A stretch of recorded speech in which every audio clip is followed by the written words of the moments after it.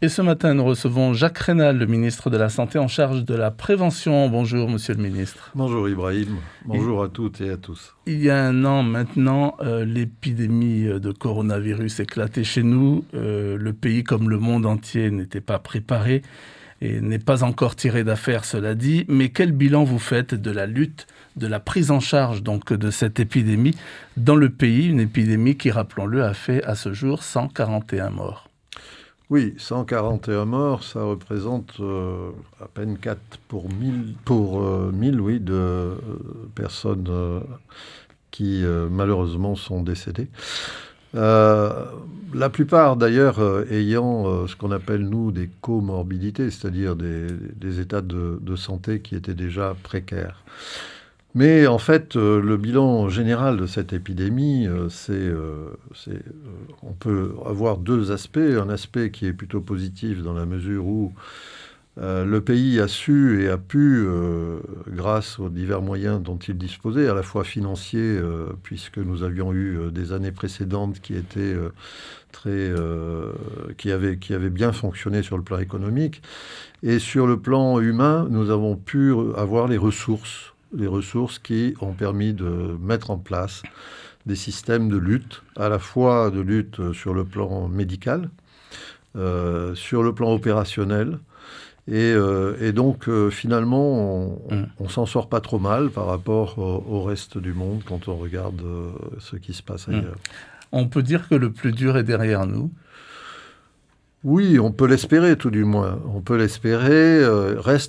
Plane toujours cette histoire de variants dont on ne sait pas trop. On sait qu'un virus, de toute façon, c'est une petite bête qui mute, c'est-à-dire qui change de temps en temps son génome, et en fonction des organismes qu'elle rencontre.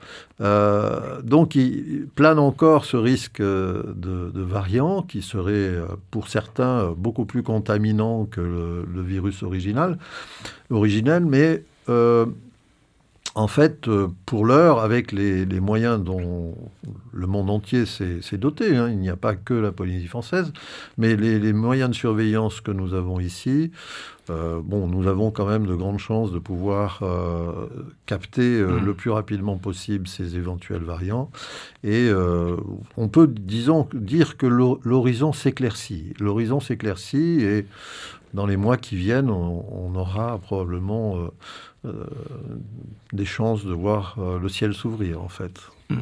Vendredi dernier, monsieur le ministre, 140 personnes ont marché sous les fenêtres du Haut-Saria, de l'Assemblée, avant de se réunir place Taraoi, pour crier leur opposition aux masques, aux vaccins, à la 5G. Alors tout ça au nom de la liberté. Mais j'aimerais avoir votre sentiment sur ce geste qui a consisté à arborer une étoile jaune, ce qui nous renvoie, vous le savez, à un triste passé où les Juifs étaient persécutés pendant la Seconde Guerre mondiale. Alors vous dites quoi? Là, on a été trop loin? Oui, c'est sûr. Ceux qui n'ont pas connu cette période, moi-même d'ailleurs je ne l'ai pas connue, mais tous ceux qui n'ont pas connu cette période doivent écouter, entendre les témoignages des personnes qui restent ou qui sont disparues maintenant récemment. C'est une période horrible dans laquelle d'ailleurs, c'était la guerre bien évidemment, mais la France a aussi une responsabilité. La République n'existait plus, c'était l'État français.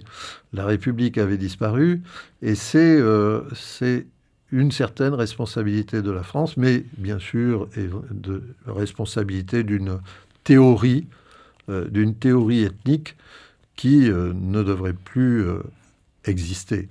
Et arborer cette étoile jaune, c'est en quelque sorte, je dirais, c'est une opinion personnelle. C'est renier tout ce qui s'est passé dans les camps. C'est renier tout ce malheur de personnes que l'on emmenait dans des fours crématoires. J'ai moi-même visité des camps, et notamment en France, un camp en Alsace qui s'appelle le Struthof. Mais je pense qu'il y a, de la part de certaines personnes, je ne sais pas, je ne les connais pas, mais de la part de certaines personnes, un manque d'instruction, un manque d'éducation, un manque de retour sur l'histoire. Alors, une pétition circule, Jacques Raynal, en ce moment pour dire non au passeport vaccinal pour entrer au Fénois. Le passeport vaccinal, bon, on peut rappeler déjà que ça ne dépend pas du pays. Oui, tout à fait, ça ne dépend pas du pays.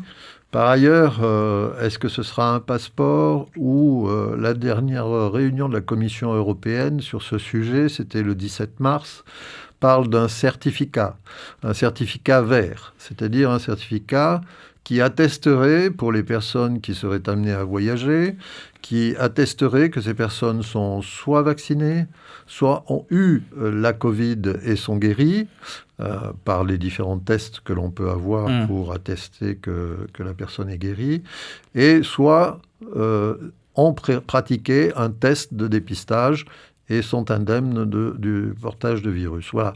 Donc on se dirige plus vers cette espèce de certificat qui serait un certificat numérique, bien sûr, ou papier éventuellement, et qui permettrait, sur le plan international, d'autoriser les voyages. Ça faciliterait les formalités à l'aéroport. Oui, ça n'empêcherait quand même qu'ils doivent y avoir, et au moins, moi, c'est ce que je préconiserais si on arrive à cette solution de certificat. Je préconiserais quand même qu'on garde une vigilance à l'arrivée des personnes, qu'on garde une vigilance, qu'on vérifie bien d'abord que ce certificat est une attestation véritable et que, éventuellement, on puisse faire des tests aléatoires. D'accord. Alors, à la date de vendredi dernier, 6250 personnes ont été vaccinées sur le territoire. 16 000, un peu près de 17 000 en tous les cas, ont reçu au moins une dose donc, du vaccin. C'est-à-dire qu'elles ont reçu donc, une dose, elles attendent en fait de recevoir la deuxième. On arrivera à ce rythme à couvrir avant la fin de l'année 70% de la population comme il était souhaité. Oui, on y arrivera. Puis vous citiez ces 16 000 et quelques personnes qui ont reçu une première dose. Mais donc ça veut dire que dans 15 jours ou 3 semaines au plus, on aura, pour toutes ces personnes qui ont reçu une première dose, on aura une vaccination totale. Donc on serait aux environs de 28 000, 29 000 peut-être personnes vaccinées à la fin du mois. La question, c'est sur laquelle on est toujours un petit peu ennuyé, c'est l'approvisionnement en vaccins. On le sait, puisque les médias s'en sont largement emparés en Europe. Il y a des difficultés d'approvisionnement dues à une organisation, on ne sait pas, enfin bon, peu importe. Et nous sommes dépendants de cet approvisionnement. Donc, pour notre campagne de vaccination, nous avons démontré que nous pouvions vacciner au minimum 1000 personnes par jour. Si nous avons les doses pour pouvoir les vacciner, bien évidemment que c'est ce que nous mettrons en place partout, de façon à pouvoir vacciner 1000 personnes par jour. Au moins, puisque nous avons fait jusqu'à 1200 personnes par jour. Vous pouvez nous confirmer qu'il n'y a pas de risque de rupture ? Je ne peux pas vous le confirmer, puisque, je vous l'ai dit, c'est dépendant des approvisionnements. Nous faisons en sorte, et le Haut-Commissariat agit en ce sens, puisqu'ils sont également à la manœuvre pour gérer ces approvisionnements. Nous faisons en sorte qu'il n'y ait pas de rupture. Cependant, vous avez vu que nous avions annoncé que l'ILM ferait ce dernier week-end ferait un drive, comme on dit, c'est-à-dire une vaccination plus facile. On n'a pas pu la faire parce que nous n'avions plus suffisamment de doses pour assurer les vaccinations des personnes ayant reçu une première dose. Là, c'est réglé, il y en a qui sont arrivés. Oui, c'est ça. Il y a plus de 8000 doses qui sont arrivées samedi. Et donc, nous allons en recevoir d'autres dans le courant de cette semaine. Donc, nous sommes repartis sur une campagne de vaccination plus élargie, certainement dans la semaine. On peut rappeler à ce stade qui peut aller se faire vacciner ? Oui, tout à fait. Il faut le rappeler parce que nous avons modifié un petit peu. Bien évidemment, sont toujours prioritaires les personnes qui auraient pris rendez-vous au préalable depuis 3 semaines, 1 mois, et qui, lorsqu'elles arrivent dans les centres de vaccination, vont passer en priorité, puisqu'elles ont un rendez-vous. Mais maintenant, toutes les personnes de plus de 18 ans sont appelées à se faire vacciner. Bien évidemment, on mettra l'accent sur les personnes plutôt fragiles, bien évidemment, mais on le sait depuis longtemps. Mais toutes les personnes de plus de 18 ans peuvent se faire vacciner à l'heure actuelle. Un tout dernier mot, Jacques Raynal. Alors, la semaine du cancer débute demain. On l'a vu, il y a un problème de prise en charge, notamment pour les jeunes filles. Ça, c'est avec la CPS, mais qu'est-ce que le pays peut faire à ce niveau-là ? Oui, ce vaccin contre le papillomavirus, qui est un virus qui touche particulièrement les muqueuses, ce vaccin est un vaccin qui est relativement cher, en effet. Et donc, on le sait, la CPS n'est pas n'est pas une caisse où on peut puiser ad vitam aeternam.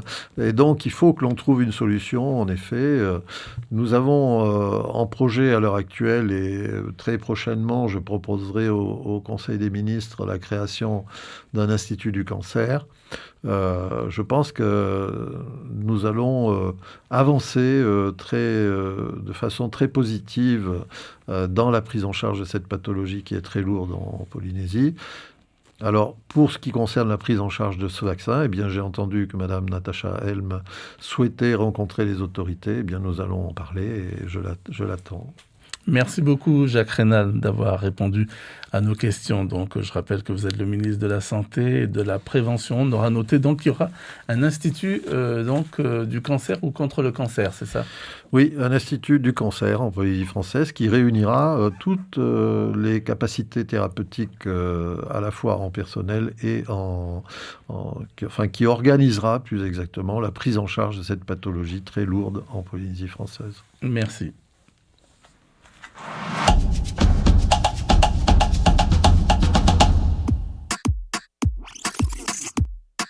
Dejo notar.